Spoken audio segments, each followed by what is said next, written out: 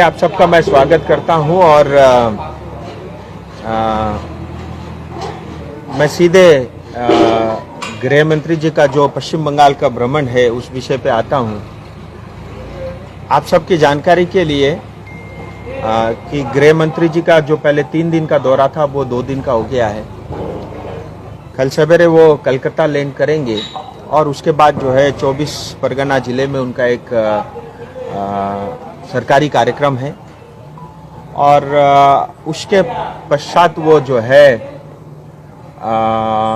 3 और 3:30 बजे के बीच में किसी भी समय जो है वो बागडोगरा एयरपोर्ट लैंड करेंगे और जैसे ही सिलीगुड़ी दार्जिलिंग जिले में उनका आगमन होगा उसके पश्चात सिलीगुड़ी के सभी कार्यकर्ता और सभी नेतृत्वों का ये इच्छा है कि उनका जो है बागडोगरा एयरपोर्ट में एक भव्य स्वागत का कार्यक्रम होगा और उस बीच में राजवंशी, आदिवासी, गोरखा, बंगाली समाज के लोग और अपने वेशभूषा ट्रेडिशनल ड्रेस के अंदर में हम कोशिश करेंगे कि एक जो है सांस्कृतिक कार्यक्रम के साथ साथ उनका स्वागत बंधन हो और उसके बाद सीधा जो है गृह मंत्री जी का काफिला दार्जिलिंग मोड़ तेंजिंग नोर्गे शेरपा जी का जो प्रतिमा है वहां पहुंचेगा। वहां पे उनको माल्यार्पण किया जाएगा और वो सिर्फ 10 मिनट का कार्यक्रम होगा। उसके पश्चात नौका घाट जिसको हम बोलते हैं सामने, तो ठाकुर पंचानन वर्मा जी जो राजवंशी समाज के जिनको हम सब लोग भगवान मानते हैं उनके प्रतिमा पे माल्यार्पण का कार्यक्रम है। वो भी कार्यक्रम 10 मिनट का है। उसके पश्चात जो है सीधे 4:30 बजे से पहले तक इसी स्थल पे जहाँ पे हम सब लोग मौजूद है, ये एनजीपी रेलवे स्टेशन के पास रेलवे का ग्राउंड है, यहाँ पे वो जन संबोधन करेंगे। हमारा ऐसा मानना है कि 50,000 से ज्यादा जो है विशेष करके सिलीगुड़ी, दार्जिलिंग और आसपास के जिले के कार्यकर्ता जन समर्थक रहेंगे। मुझे लगता है ये यात्रा 2021 के चुनाव के बाद अपने आप में ये ऐतिहासिक होगा। मुझे कई सारे प्रेस के मित्रों ने ये मुझे पूछा कि आखिर जो है गृह मंत्री जी का बंगाल में भ्रमण क्यों आ रहे हैं, और आप सबके मन में भी ये सवाल जरूर होगा। हम सब भारतीय जनता पार्टी के कार्यकर्ता नेतृत्वगण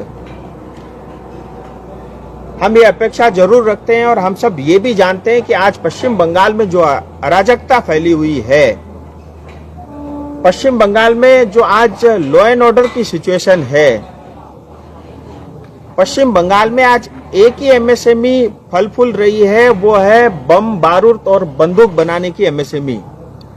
आज आप देखेंगे आए दिन जो है लोगों की हत्याएं हो रही है और ये जो मर्डर टेरर का जो एक वातावरण बना हुआ है और हमारी बहन बेटियों के साथ बलात्कार और रेप हो रहा है, ये जो पुण्य भूमि सुभाष चंद्र बोस की भूमि, स्वामी विवेकानंद जी की भूमि, चैतन्य महाप्रभु जी की भूमि, इस पवित्र भूमि को कलंकित करने का काम टीएमसी और ममता दीदी की सरकार ने किया है। पश्चिम बंगाल की 10 करोड़ जनता बहुत अपेक्षा के साथ गृह मंत्री जी का स्वागत करेगी कि हम सब मिलकर के बंगाल को बचाना है और उस अन्याय, अत्याचार और ये जो टेरर, मर्डर, करप्शन की जो सरकार है उसके लिए ये एक चेतावनी भी होगी। और विशेष करके इस दार्जिलिंग और सिलीगुड़ी चिकन नेक रीजन में हम सब जानते हैं किस तरह से यहाँ का भूगोल और इतिहास बदल के रखा हुआ है और हमें बड़े कष्ट के साथ यह कहना पड़ता है कि पता नहीं आने वाले समय में हम दिवाली या जो है दुर्गा पूजा मना भी पाएंगे या नहीं पाएंगे। इस तरह का भूगोल जो है अपीसमेंट की पॉलिटिक्स टीएमसी के कारण हो रही है। हम सब आशावादी हैं, हम ये अपेक्षा रखते हैं कि गृह मंत्री जी ही वो व्यक्ति है मैं इतना दावे के साथ कह सकता हूं, पूरे पश्चिम बंगाल की जो समस्याएं हैं, जो टीएमसी के कारण उत्पन्न हुई है, अगर उसका कोई समाधान है वो भारत के गृह मंत्री अमित शाह जी हैं। मुझे इतना ही कहना था। अगर आपके मन में कोई प्रश्न हो तो आप पूछ सकते हैं कि हमारे सिलीगुड़ी की जो भी यहाँ के कार्यकर्ता और यहाँ की जनता उनको रिसीव करने जाएंगे, उन सब से जो है मतलब गृह मंत्री जी के साथ मिलने का उन सबको सौभाग्य मिलेगा। दादा, वैसे आपने कहा कि पश्चिम बंगाल को बचाने के लिए यही अच्छा टाइम है, अभी इसीलिए वो आ रहे हैं। किस तरह से कोई रणनीति तैयार किया है आपने स्पेशली नॉर्थ बंगाल के लिए?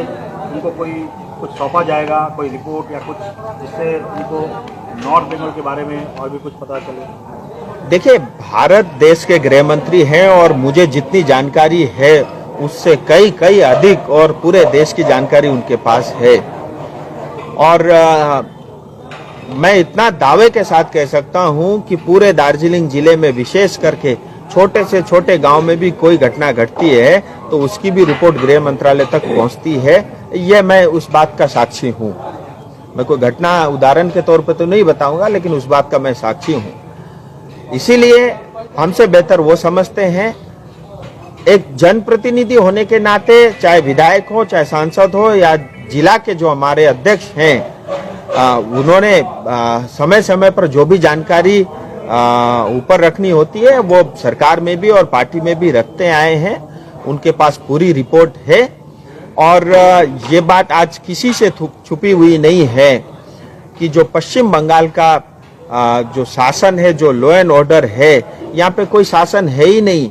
जो शासक है उसी का शासन चलता है, ये तथ्य प्रमाणित है और जग जाहिर है। हम ये मान के चलते हैं ये शंखनाद होगा, ये बिगुल होगा और टीएमसी को अपने तौर तरीके बदलने होंगे। आए दिन जिस तरह से लोगों की हत्याएं, पेड़ों में लटका देना, माँ बहन के साथ जो है रेप करना और विशेष करके नॉर्थ बंगाल के युवाओं के साथ अन्याय अत्याचार करना, कोई विकास के काम मत करना, 15% जमीन नॉर्थ बंगाल के चाय बागान के मालिक को देना, 5% से कम जमीन में जो हमारे लेबर 200 साल से काम कर रहे हैं उनको जमीन नहीं मिलना, मिनिमम वेज एक्ट केंद्र सरकार पारित कर देती है उसको लागू नहीं करना, FRA एक्ट 2006 को लागू नहीं करना, शिक्षा में भ्रष्टाचार करना, जो अनपढ़ गवाह टीएमसी के चमचे हैं उनको अपॉइंटमेंट देना और यहाँ तक कि एम्स बनाने के लिए जो स्वीकृति नॉर्थ बंगाल में मिली थी उसको भी उठा के कल्याणी साउथ बंगाल ले गए। ये इतना अन्याय अत्याचार लगातार। और मैं आपको एक बात और कहूँ, नॉर्थ बंगाल अपने आप में सक्षम है, अपने आप में पैर में खड़ा हो सकता है। हम इतना रेवेन्यू टैक्स इतना कलेक्ट करते हैं, लेकिन उसके बावजूद भी नॉर्थ बंगाल को एक गरीब क्षेत्र बना के रखा है और जानबूझ के, जिसके कारण जो है, क्योंकि एक बात प्रमाणित है कि चाहे वो राजवंशी हो, चाहे आदिवासी हो, चाहे गोरखा हो, चाहे हिंदी भाषी हो, उसको न तो टीएमसी न ममता दीदी ये कतई पसंद नहीं करते। इस वजह से जो है इस नॉर्थ बंगाल क्षेत्र में ज्यादा अन्याय अत्याचार आज हो रहा है। राजू जी, लगातार आप और भारतीय जनता पार्टी सवाल उठा रही है, यहाँ हत्याएं हो रही है, रेप हो रहे हैं, यहाँ कानून नहीं है, तो ऐसे में केंद्र सरकार क्या कोई कदम उठाने जा रही है? देखिए, ये मेरे पे मेरी टिप्पणी छोड़ दीजिए। महिला आयोग ये बात कह रही है, हाईकोर्ट ये बात कह रहा है, यहाँ तक कि सीबीआई इस बात की जांच कर रही है। आज हाईकोर्ट के अंदर में आप देखिए सुनवाई नहीं हो पाती, टीएमसी के गुंडे हाईकोर्ट के अंदर तक भी घुस गए हैं और हाईकोर्ट को हर एक केस को आज सीबीआई को सौंपना पड़ रहा है। ये वास्तविकता है और मैं मीडिया के से भी ये निवेदन करता हूँ, मीडिया बिंग ए मीडिया हमारी भी जवाबदेही है समाज के प्रति, देश के प्रति, पश्चिम बंगाल के प्रति कि जो सच है उसको दिखाएं और किसी एक पार्टी विशेष की मीडिया बन के हम ना रहे। और ये अन्याय अत्याचार जो हो रहा है, जितना हमें कष्ट है उतना मीडिया को भी होना चाहिए और होता भी है, लेकिन फिर भी हम इनकी डर की वजह से ऐसे बहुत सारी चीजें दिखा नहीं पाते। मुझे लगता है हम सबको भी आंखें खोलने की आवश्यकता है। और कोई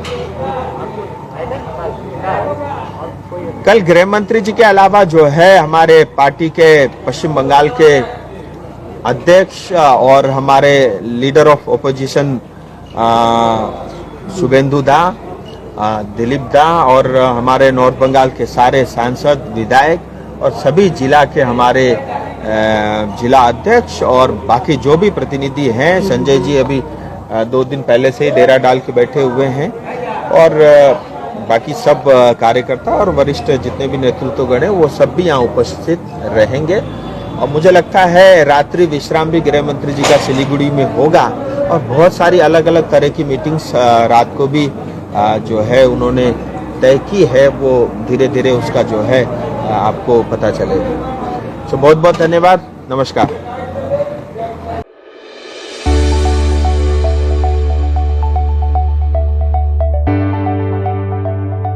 दैनिक जीवनमा चाहिने हरेक प्रकारका सामानहरू एकै ठाउँमा पाइने कालेबुङको भरपर्दो डिपार्टमेन्ट स्टोर सप्पर्स जोन। यहाँ चामल, तेल लगायत नानीहरूलाई चाहिने सामग्रीहरू अनि लुगाफाटा, freezer items, imported chips, pasta, imported Cadbury end sweets इत्यादि पाउनुहुनेछ। यति मात्र होइन, यहाँ Korean beauty items, Lakme, biotech, Himalaya, lotus जस्ता ब्रान्डेड कम्पनीका कस्मेटिक आइटम पनि उपलब्ध छ। यहाँबाट तपाईहरूले क्याटरिङका सामानहरू पनि लिन सक्नुहुनेछ। सप्पर्स जोनमा एकचोटि आउनुहोस् अनि बजारको मूल्यसित तुलना गर्नुहोस्। Shoppers Zone, Big Will Mart near Damber Chowk, Kalimpong. Contact 78109 67430 89275 58687।